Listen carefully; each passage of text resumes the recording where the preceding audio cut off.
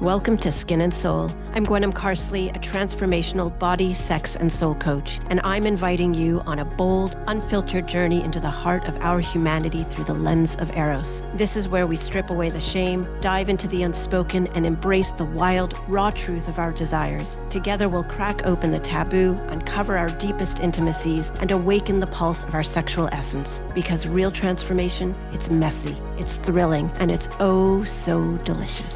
Buckle up, loves. Skin and Soul Beyond the Pale starts in 3, 2, 1. Let's go.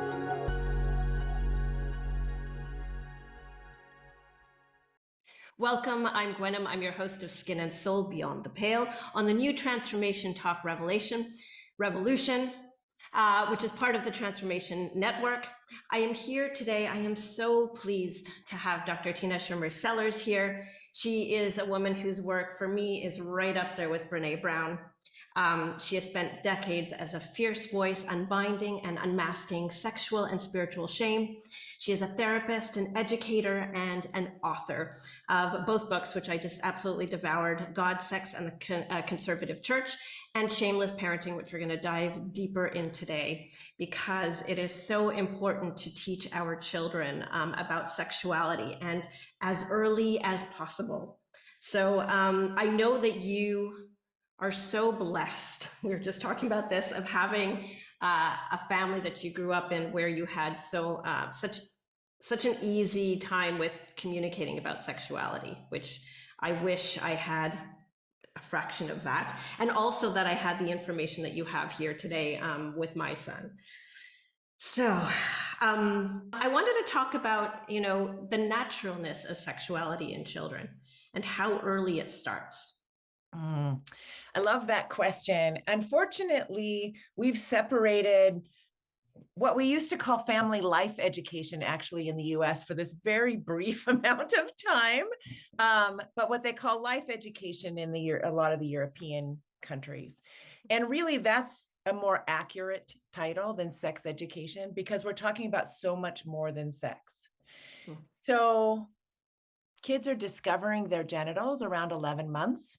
While they're getting their diapers changed, or they're in the tub, their hand, which, for the last couple of months before that, they've been able to reach out and grab things. And that's like, wow, look what I can do. This hand isn't smacking me all the time, right? This is actually a tool I can use.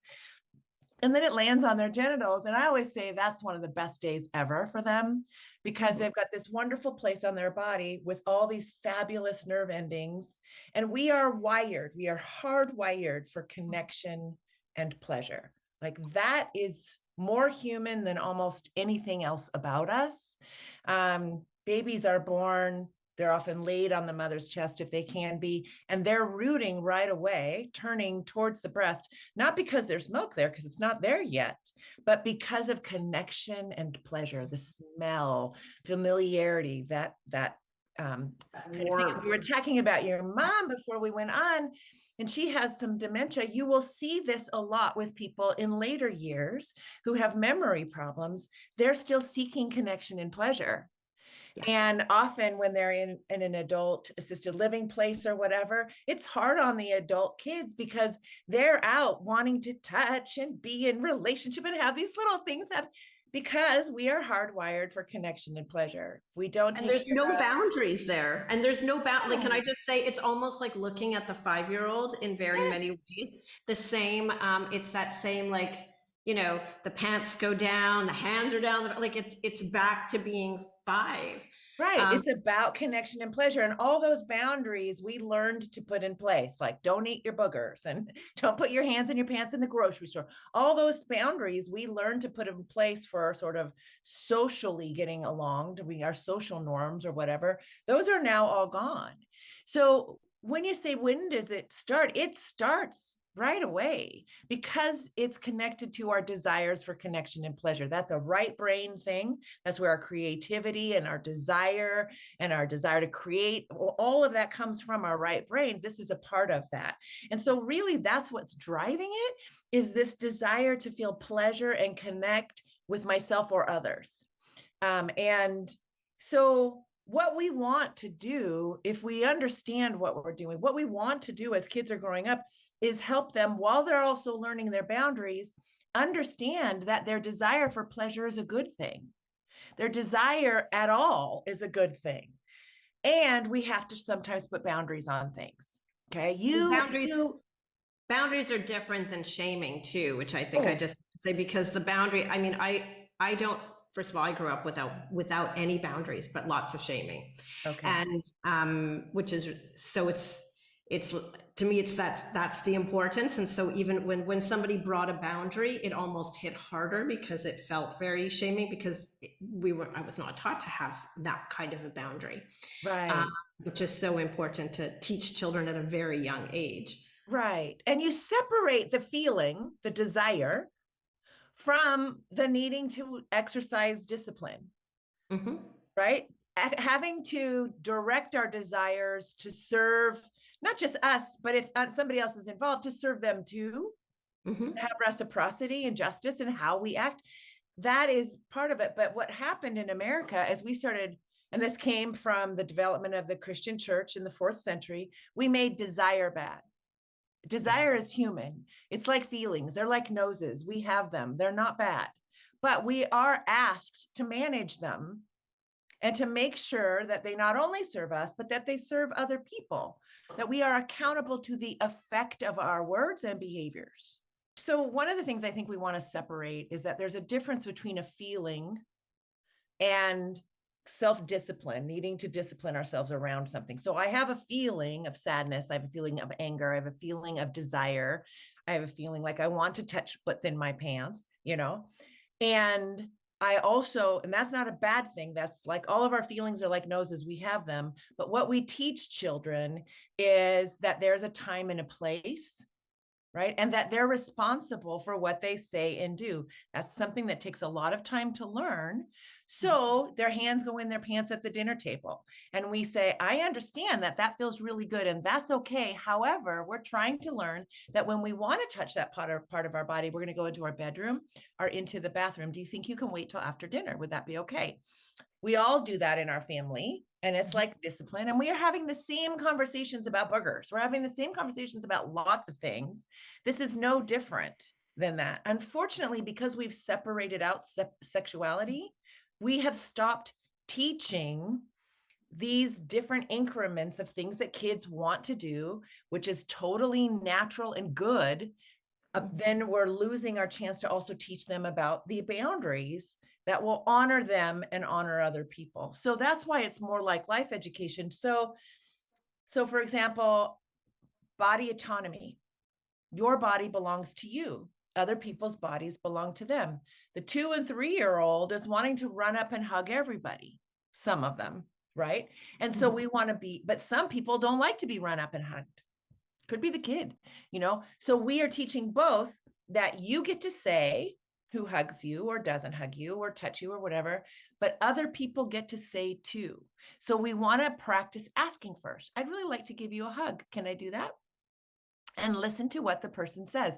Learning body autonomy, learning how to say, I don't like hugs as much as other people, so I'd like for you to ask. We're teaching these kinds of things along the way. What is kindness? How do you know if you're being kind? How do you know if somebody's being kind to you? What is telling the truth? How do you know? When do you know you are? When is it that we want something and we are like one of my granddaughters, when we were on a camping trip, said, Mommy says I can have a marshmallow for breakfast. And I said, really? I said, well, that just sounds like a delicious thing to do for breakfast. Do you mind if I ask her first? Oh, no, Right. no. And They're I'm so like, crafty, even at that age. So I said, honey, it is so okay that you want that. And it's also good that your mommy probably didn't want you to have it and to try your way around. But we're going to really try to practice honesty, which is what's the truth. And, again, it's a lesson. It's a lesson. And there's a million of them. This is part of sex education. Sex education for the infant to 8-year-old is about how you do relationships in an honorable way for yourself and with others. You're learning all those skills. And those skills are foundational to intimate relationships later in life. right? So people don't even understand that that's what comprehensive sex education is. It's starting with all of that. And then in about late third grade, fourth grade, we start hitting on some of the other, body changes and reproduction and what's attraction and affection, all of those things. And then we are into really complicated topics as kids get older. Yeah, we never got any of that. Like I was saying, as a child of the 70s, 80s, and I was in a private girls' school. At some point, we had the moral and religious education. And so the moral part was the sex ed. And I just remember our teacher saying, oh, you guys, you probably know better than I do. Go speak amongst yourselves. And I can tell you, I didn't get a proper anatomy, sexual education, I think till way later, like way, way, way later. And because nobody taught around the body sensation, feelings, even just looking at the vulva at the time, everything was called a vagina. That's beside the point, right? Yes. And so talking about these things, and even today I find, I always say sex ed should be in school since day one, right? Age appropriate. But since kindergarten, teach them, and I love your good touch, bad touch, secret touch. Mm-hmm. And working with things like walking in on your child with another child.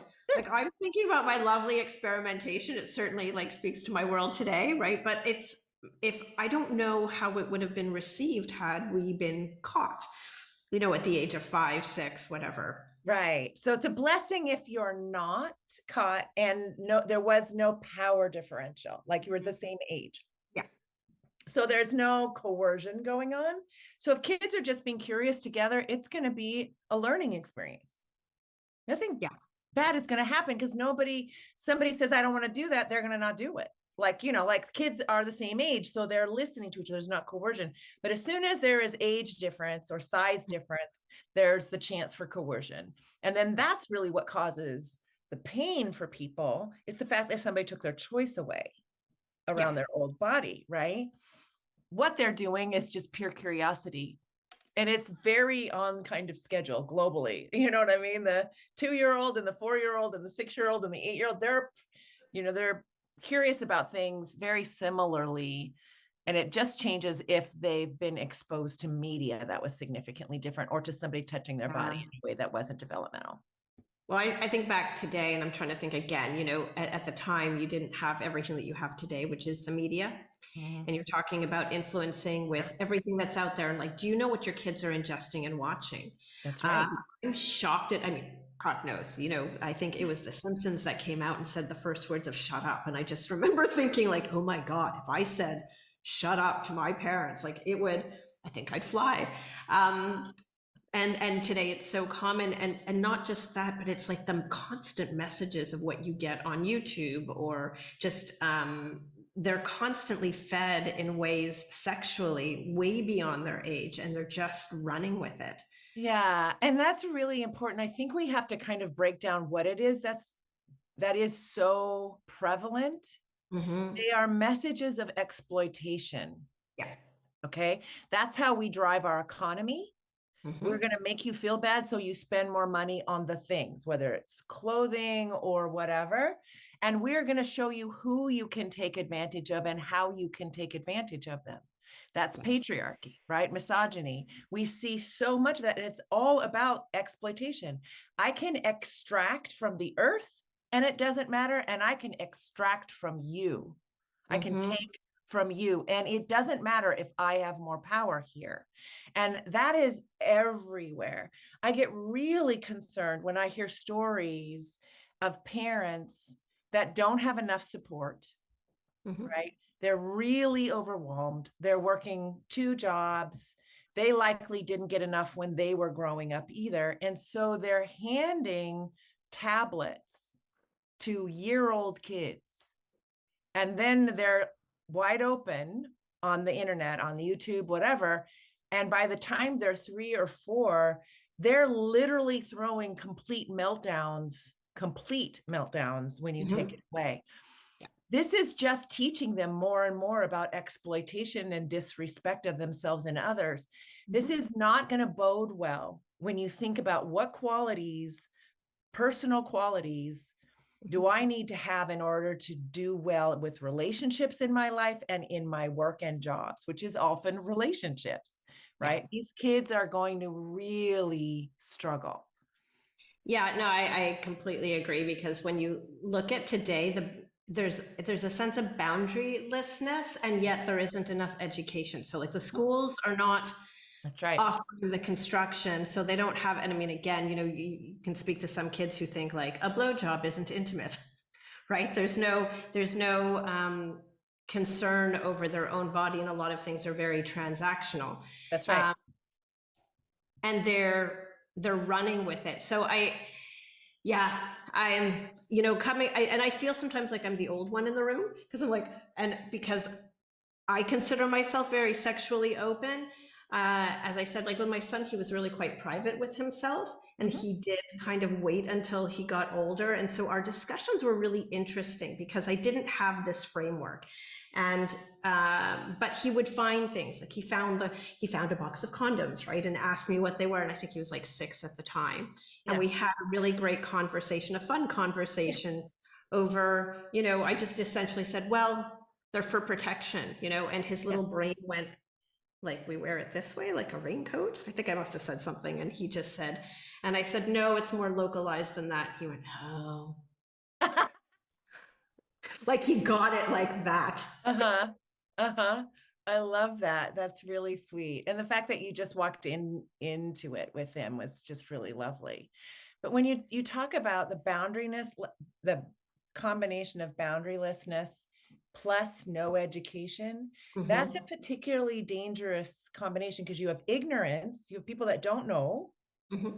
Nobody is saying this is the road or whatever. There's nothing there. And then what they are taught is about exploitation, right? Nobody is calling it that, but it's demonstrating exploitation all, throughout the show, throughout the whatever, it demonstrates that. Now there are cartoons and stuff out there that demonstrate other kinds of things that have a little bit of a interpersonal moral underpinning to them, if you will.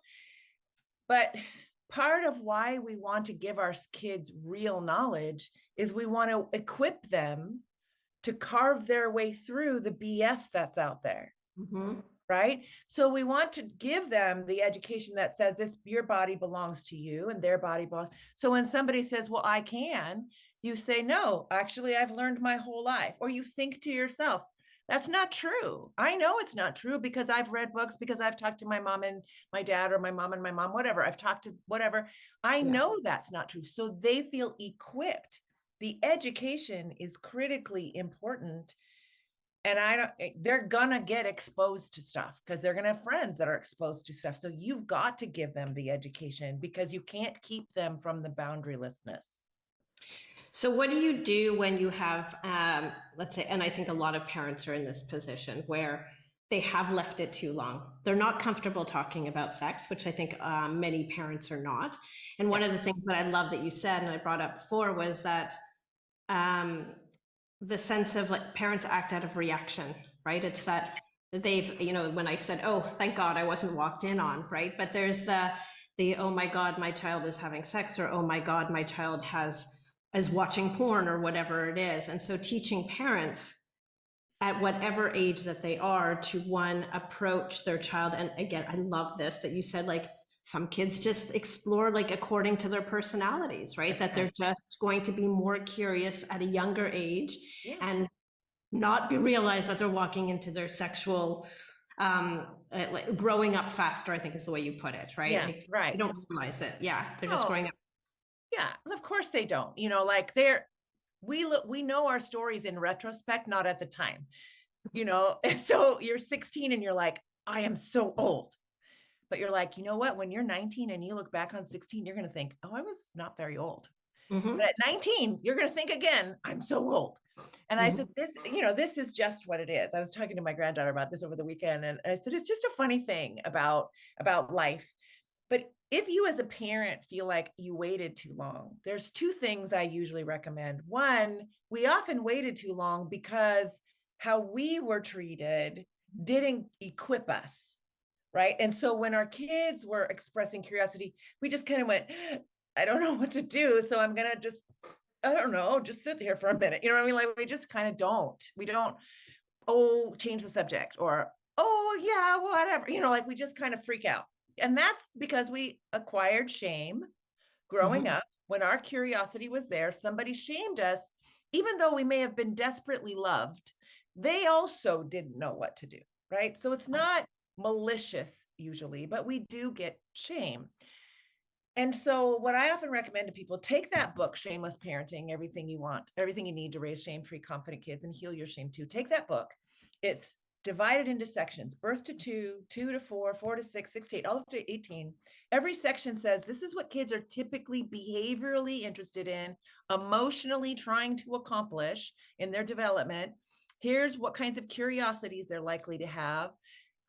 Notice how you feel on the inside when you imagine walking in on your kids. If you can feel that inside of you, just put your hand on your heart and say, it's okay. People loved me, but they didn't know what to give me. And then I recommend, this is here what your kids need.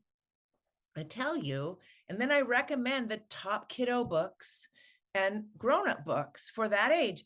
And so I recommend that you actually heal the younger part of you. Like go through every section of the book, literally go to the library or call the online library and ask for the books, read them, and imagine you're reading them to your inner 4-year-old or 6-year-old or 8-year-old, because you will feel the part of you. It's in your body. We call it visceral. It's in your body. You'll feel the part of you that goes, oh, I would Yeah. have loved to hear that story when I Mhm. was 8, or whatever the deal is. Do that for yourself first. You'll eventually get to the age your child is now, maybe 15, maybe 17, where you'll get to that part of the book and you'll start to feel like, okay, then go get some of those a little bit older books. And then what you do, and again, most kids, you may be lucky and have a kid that totally wants to engage this conversation, but if you don't, just know that that is okay and normal. Um, say to When you them, say 100, you usually say like, what is it? It's better to have 180 conversations. I can't remember the number, but 100, yeah, 1 minute conversations. conversations than to have, the one talk where Right. you're just And like, we're just going to talk about the birds and the bees and that's it. And like, okay, it's we're so done now. long and so painful and so uncomfortable. That's why you want to be addressing each little thing along the way, because you're building a whole ship that they can sail later in life, as opposed to a kind of a dinghy that they're going to sink in, right? So what you say to them is, you know what? I have spent the last couple of months learning about something I didn't get to learn about when I was growing up. And part of me is a little sad about it. And then part of me is also kind of excited about it. I want to share a couple things with you.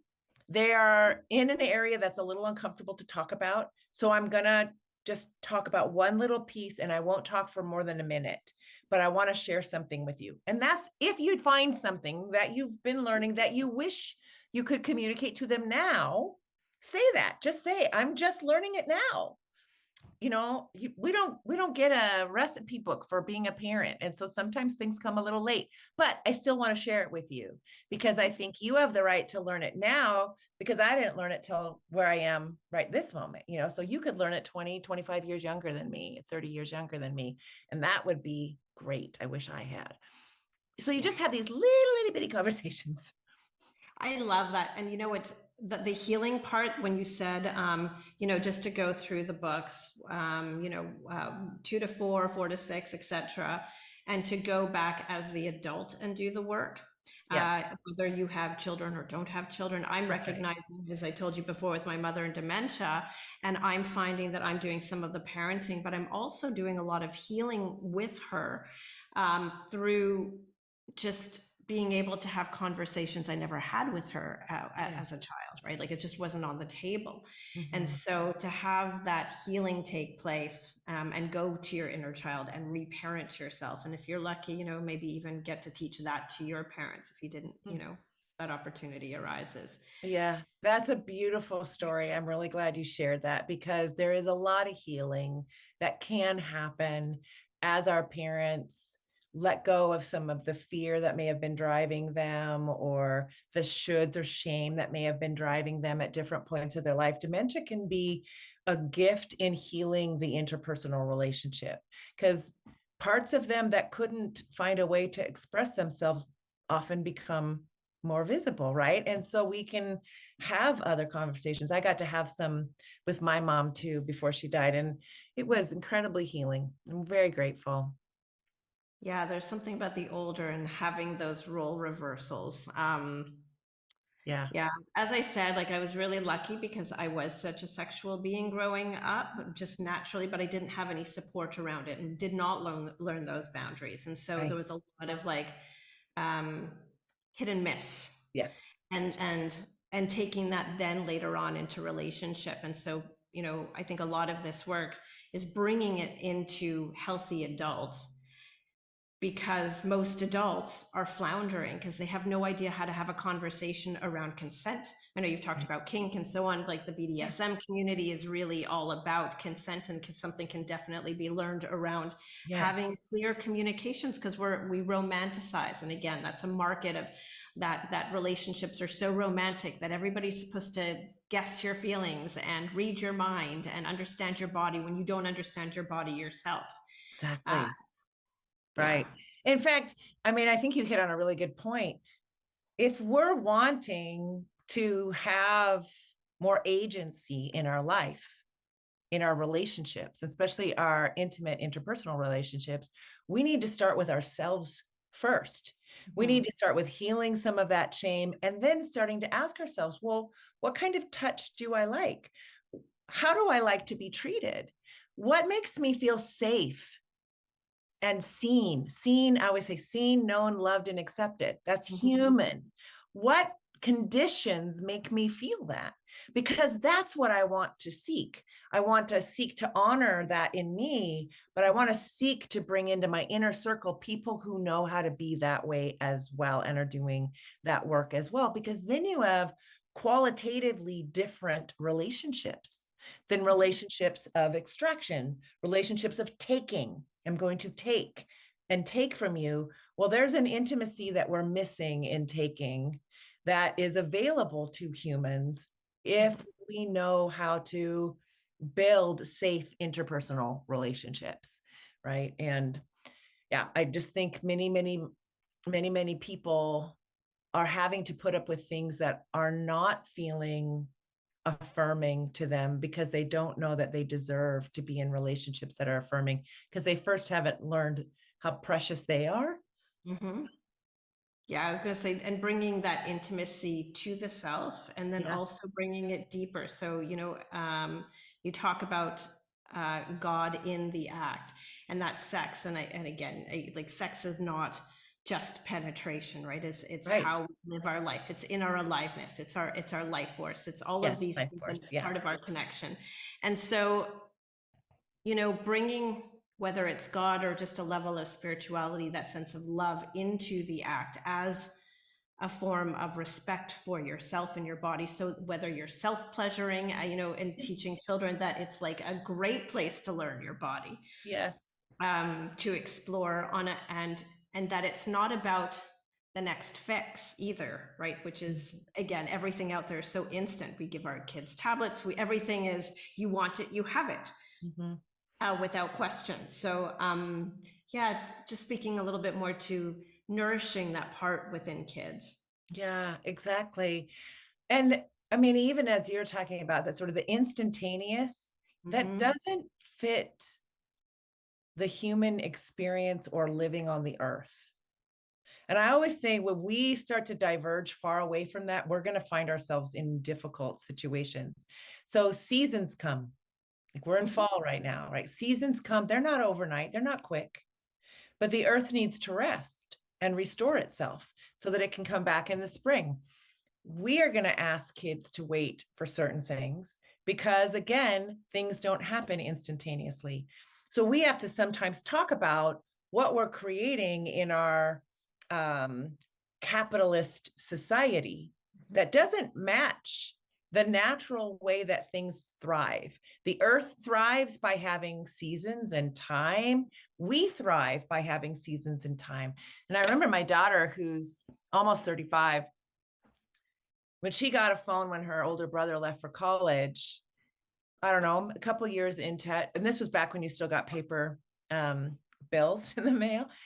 I could see that she was on text, like really late at night and really early in the morning. And she's an introvert and loves to read and that kind of thing. And I said, babe, this isn't going to work for you.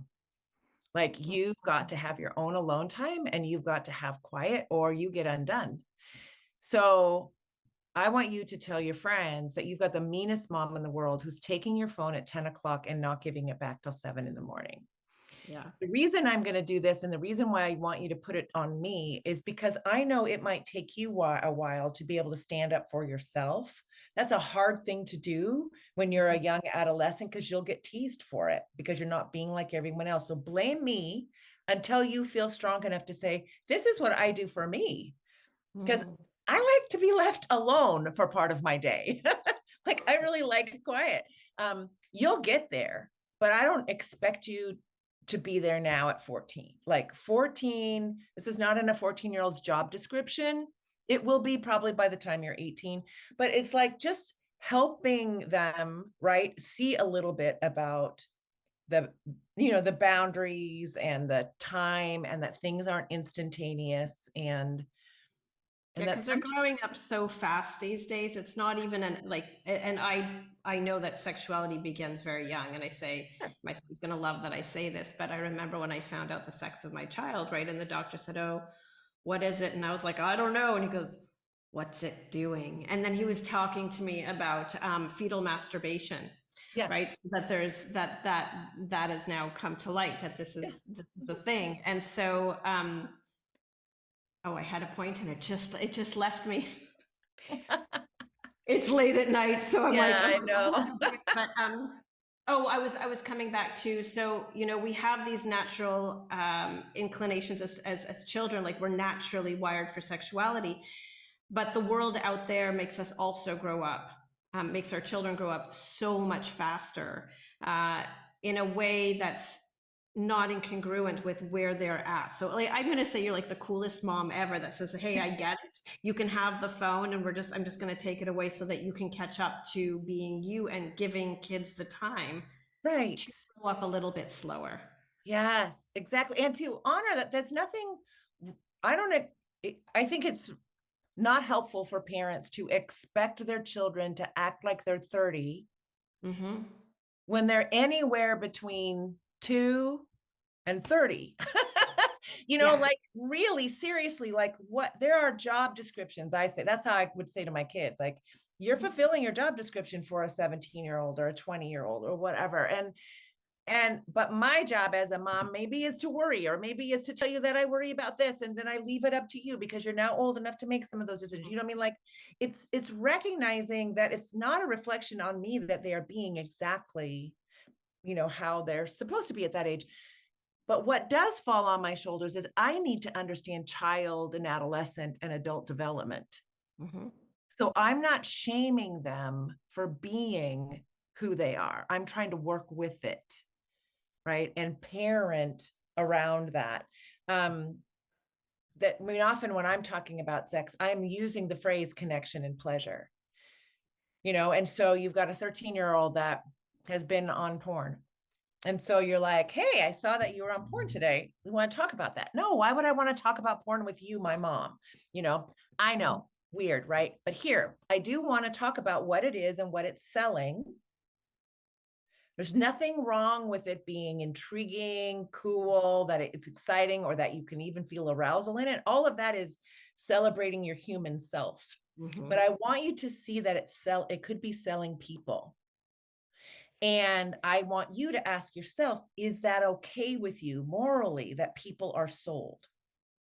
What if, and then you could talk about, well, if they agree to it, okay, consent, and they're an adult and they can agree to it. What if they can't agree to it? They're younger, or there's power involved, or whatever. Is that okay? with you, and you have a deeper conversation. Again, not that the thing and what it's arousing is wrong, but the way we're using, if we're using things in an exploitive manner, I want to talk about it, because I don't want my kids, I want them to be able to recognize exploitation when they are about to be exploited, but I want them to know when they inadvertently might be exploiting as well. Yeah, when they're part, when they become complicit to it and understanding. And That's it's probably, right. I don't know, and this is maybe a question because at some point, even talking about ethical porn and body sex work and Yes. sex workers, right, which is like just a part of life, and Yeah. understanding what the real is, also understanding the consequences of, let's say, watching too much hardcore porn and how that influences you later on, and your vision of what a body is and what sexuality is. But yeah, it never even occurred to me, because I think at the time things like ethical porn were not even a conversation. Right. Right. Yeah. Yeah. Yeah. I'm often saying porn is not porn is not porn is not porn. So Mhm. let's look at what are different types of porn. There's going to be classes of porn that are very consensual, and then it's like watching a movie, right? We have to understand that it's entertainment. Everybody here was paid well. Everyone knew what they were going to do ahead of time. They had choice in the matter. And it's like watching The Fast and the Furious, like that car show. It's Mhm. very entertaining. But are you going to go out and drive that way? Not if you want to live to 40. Okay. Mhm. So we see it as entertainment. And what we care about is whether everybody had choice in doing this, that there was no exploitation here. That's what, but there's going to be pornography out there that was very exploitive.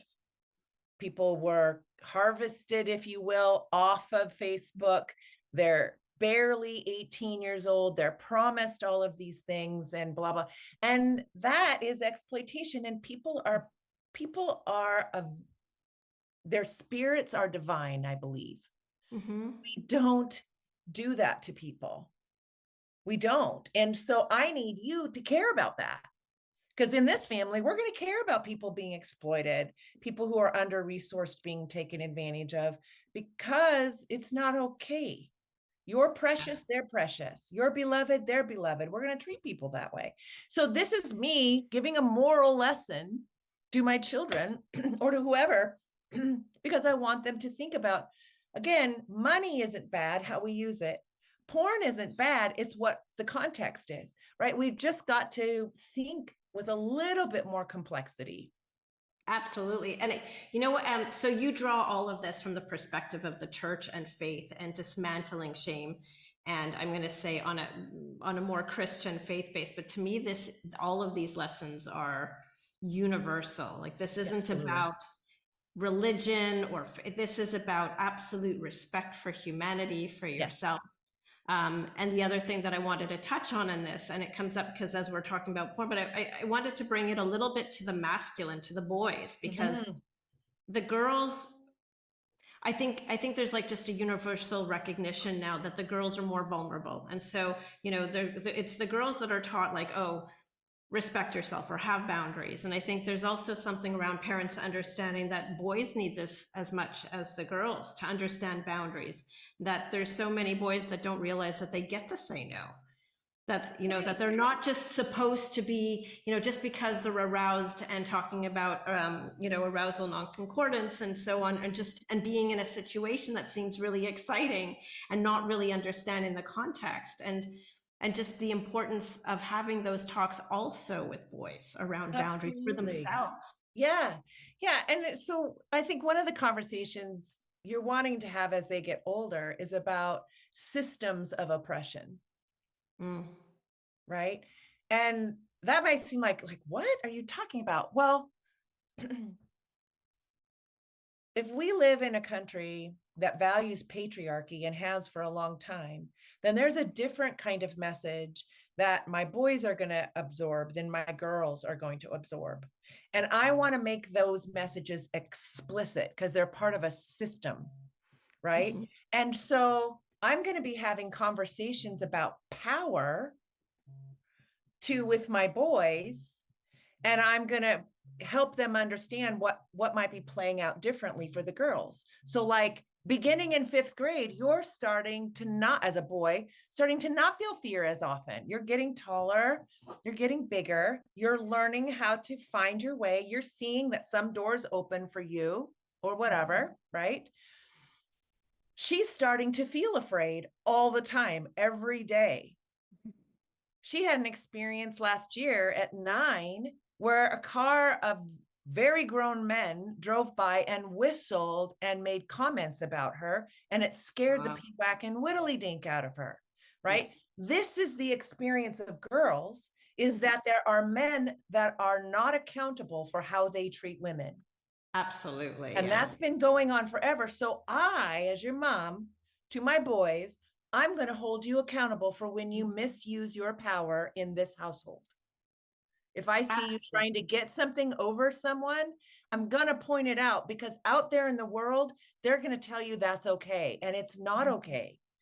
It's scary for some people. And the girls, I'm telling them about notice when you're afraid. What are you afraid? What makes you feel safe? You know, all of those things. And you have voice and choice. And if you need help underneath that, you let me know. I am behind you all the way. Right. And this kind of stuff, we aren't, that's a system of oppression we're not talking about. We have racial systems of oppression.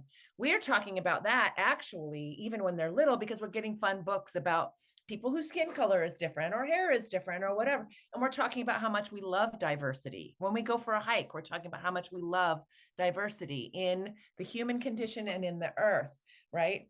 But then as they're older, we're talking about systems of oppression. We live in a country that values white men over anyone else. Okay. Now that's a weird place to be if you happen to be a white man, but we're going to talk about it because I want you to see it concretely so that when you feel it, you recognize it. Right. Yeah. And so, I think where I was going with it was just like it's like almost the opposite. It's that you've got these beautiful young men in this oppressive system that also have a vulnerability, that also within themselves often are not taught their own boundaries, right? Like that they don't know within themselves, like, oh, I also don't have to have sex right now. Right. I don't have to have my body touched in a way because it never occurred to me of, do I want it? Yes. So yeah, and that to me is like the other side of the coin that I find is often not touched on either, like being the mother of like a boy, right? Primarily because I didn't get girls. Yeah. Unfortunately, like I love my boy, I adore him. Yeah. But yeah, just on that other side of the coin. And I'm so aware of time, and I always ask my last 10 questions. So before we switch gears, I want to ask you if there's anything that you want to just address with parents of like anything that you feel they just need to know, or something, like anything that you want to impart before we switch. Well, I just want to say that I honor you if you're a parent. I honor you so much because we live right now in a time when a lot of people are choosing not to be a parent, and there's so much being asked of you right now, and we've come through a time where there's not a lot of support. So I just want to honor that what you're doing is incredibly important and valuable, that your child will be your best teacher. If you keep listening to them, they're going to help you grow into a much fuller, richer adult, and it will be all worth it, even in the hard times. And then I would say, you know, the Shameless book, and there's another book called Hunt, Gather, Parent. And those are probably the two books that I most think support parents today. And find yourself a village of a few people where you can help each other out, because we weren't meant to do this alone, ever. We were always meant to do it in a village, and we need little pieces of time off in order to stay up with what's being demanded of us by our kiddos who are being perfectly their age, which isn't always easy.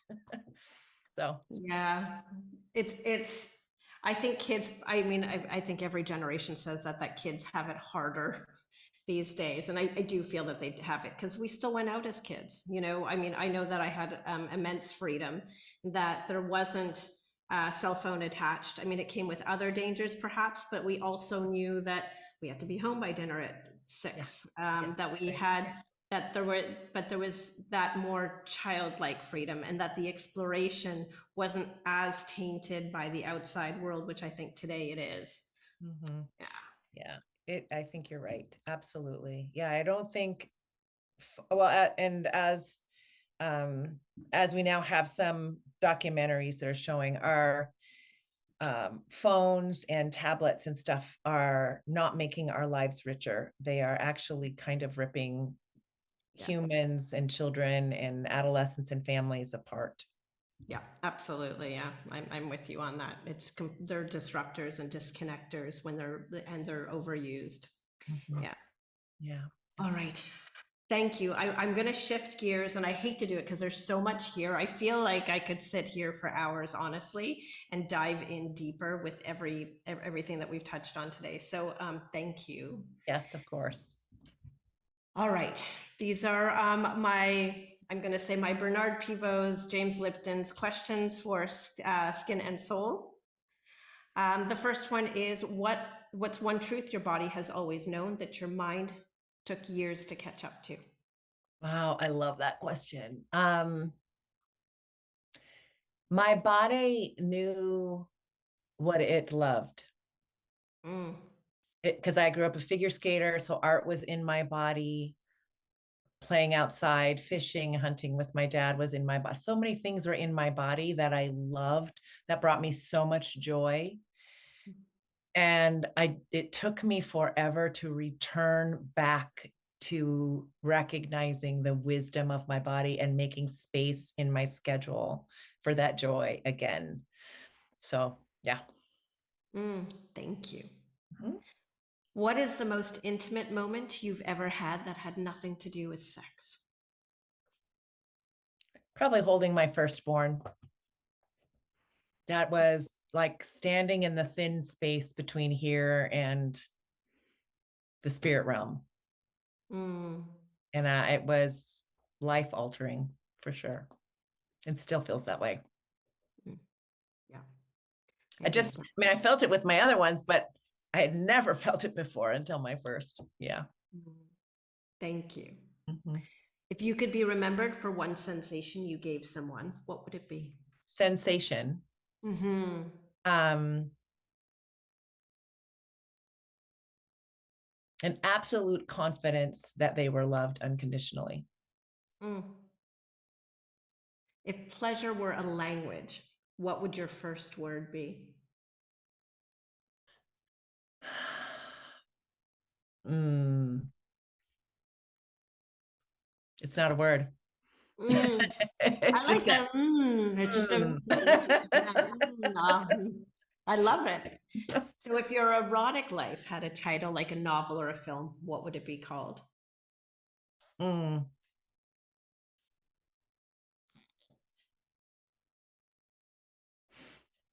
The Secret Life of a Sex Therapist. Ooh, I like it. I like it. Sounds good and naughty. Yeah.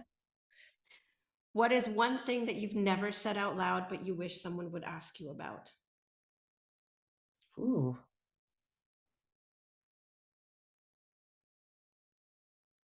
Tell me how your story about your life has shifted across the last 5 decades. Mm. What part of you, what part of your erotic self are you still afraid to bring into the light? There isn't Mm. a part. Nope. Says the sex therapist. This is the Yeah. sex life of the sex therapist. Yeah. What dies in you when you pretend, and what comes alive when you don't?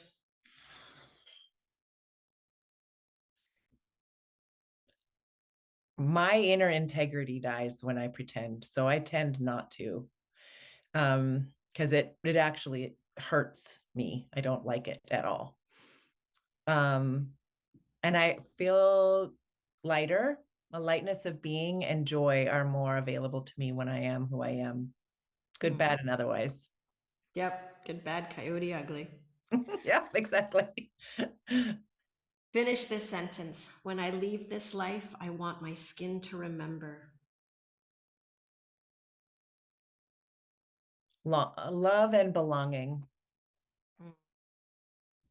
Last one. If the soul has a scent, what would yours smell like today?